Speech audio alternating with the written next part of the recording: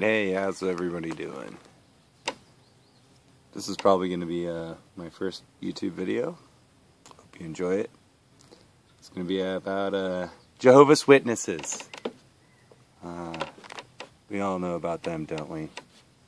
Just going to tell you my experiences and why I despise them. So, I guess I'll start at the beginning. Everyone's encountered a few Jehovah's Witnesses every once in a while.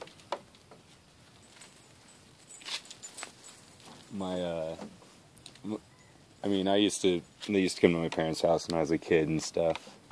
But the one time that I remember really, my first good memory of Jehovah's Witnesses coming to my house was when I was about 12 years old, and it was Christmas morning.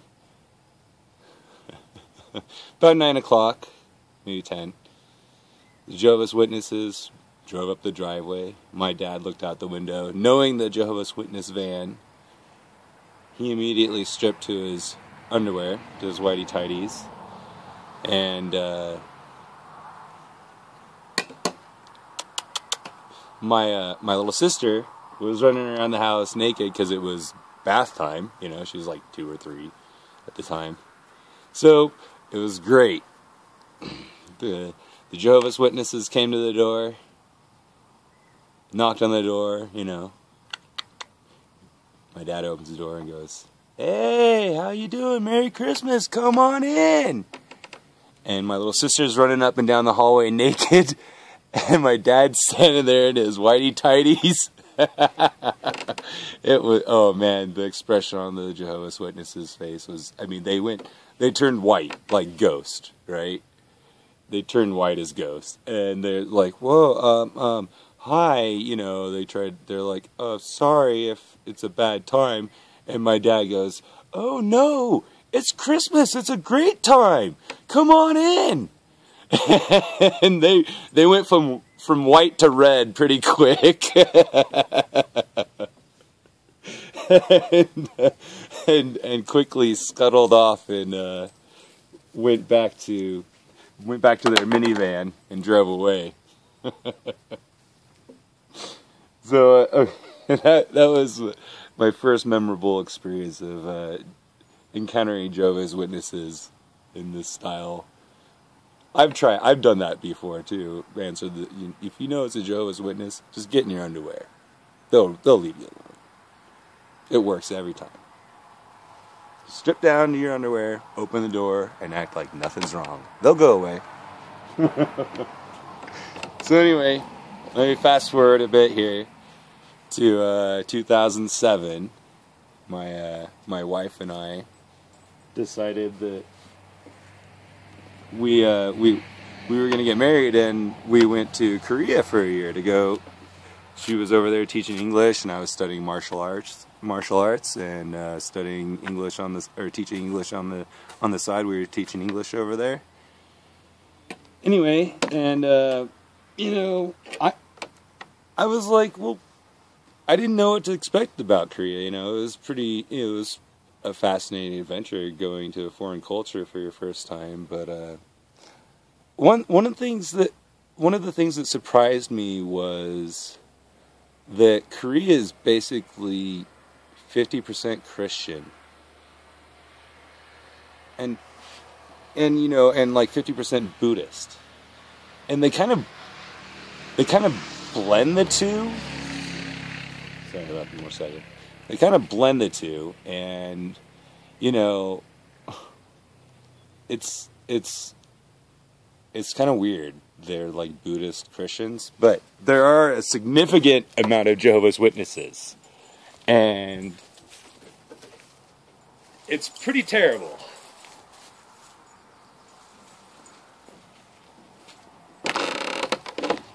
You know, what they do over there is they have really bad tactics. I mean, they must have learned it from the Americans over here.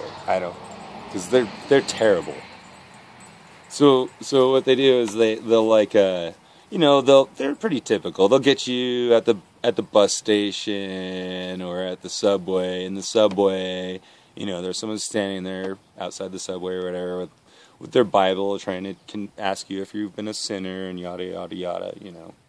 Trying to sell you their bullshit. Anyway, so but this one day though, I mean, this is the Jehovah's Witnesses over in Korea are a special breed. Rogue, bring it closer. Bring the frisbee over here. Come on. Over here. Come here. Come on. Yeah. Anyway, so what happens is they'll catch you, in certain places, and you're checking your groceries out, and they'll wait for you while you're trying to bag your groceries in the grocery store, and they'll jump on you there. And that's pretty disturbing, It's like, I'm trying to finish shopping here. I'm just finished shopping. I don't like shopping as is. And, while I'm trying to leave the place, you're trying to stop me? I'm done. I'm out of here. Get out of my fucking way. So that, anyway, but what they do is worse. They do this thing, and I don't know, where it's kind of like, I'll give you the example of what happened to me. So I get in the elevator one day. I'm riding it up to the 12th floor. I live on the 12th floor. I get in the elevator. There's 4 adults and a younger 20-year-old, a younger girl in her early 20s. And, she looks at me and she goes, "Hey, how you doing today?" And I was like, oh wow, Korean speaks English. That's kind of nice. Something you don't come across too often, because she didn't, her English was really quite clear that she spoke fluent English. Anyway, so I go, she asked me where I'm from, and I told her I'm from Idaho, and she asked me what I'm doing here. Hold on just a sec.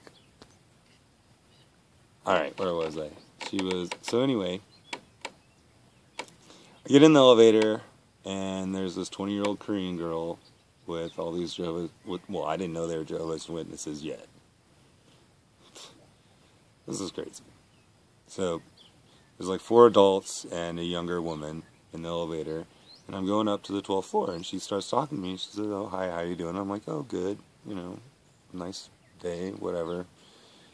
And, asks me where I'm from, and I tell her, and, they ride the elevator with me all the way to my floor. I'm like, and I'm going to look, and I'm like, wait a minute, they didn't press a button, and they're not getting off at my floor. What's going on here? As soon as the door opened, she turns to me, and she goes, "Oh, by the way, I'm with this, with this organization, the Watchtower organization, basically." And she's like, "Have you heard of do you read the Bible? Do you believe in the Bible and all this?" And I'm like, oh my God, what the hell? Ambushed? I got ambushed in an elevator. I mean, that's some sneaky ass tactics right there. They don't even leave the elevator. That's what they do. You know what they do? They followed me to my apartment. They stayed in the elevator, but they have one person get out on your floor and follow you to your door, and then they'll write on the door your name and where you're from and who you're living with and what your religious status is. I mean, in Korean, they write next to your door in pencil like this on the wall. And most people didn't know it because they do it in the top corner, so you can't really see it. But it's there. And if you go around in the apartments, if you ever come across a foreigner's apartment in Korea, there'll be Korean pencil writing in the top corner, and it's from the Jehovah's Witnesses. They mark your buildings and so that the other Johos know who's there. And it's like, what the fuck? They're fucking stalkers. It gets worse. I mean, so this same group was my wife worked a couple blocks from the building, right? And they would walk to work and walk back, her and her coworker, and we lived in the same building. And the Jehovah's Witnesses would basically follow her from her house, from her work all the way to her apartment, her coworker, this is, because my wife wouldn't let him do that to her. But they followed her coworker because she was kind of lonely and didn't really like Korea. And they preyed on the foreigners because they were alone and isolated over there. And they knew they were an easy target because they needed something. or they try like to fill in the gap or whatever. If you're lonely or anything over there, or if you need help with anything, they try and help you and then brainwash you into their cult. So, but they followed my wife's coworker back home to her apartment, and they would like wait for her outside of work like 2 or 3 times a week, and they would like follow her home like every other day. They would be there following her and trying to proselytize to her, right? She even came home one day. She came home one day to her apartment. She was like an hour late, and they were sitting there at her door trying. The door lock had like a key code in it. They were sitting there trying to guess the key code to get into her apartment. I mean, what? I don't know what part of the Bible says break into people's house so you can proselytize to them, but that's pretty fucked up. Like, these people are crazy. So, I mean, what do you do? What do you do about that shit?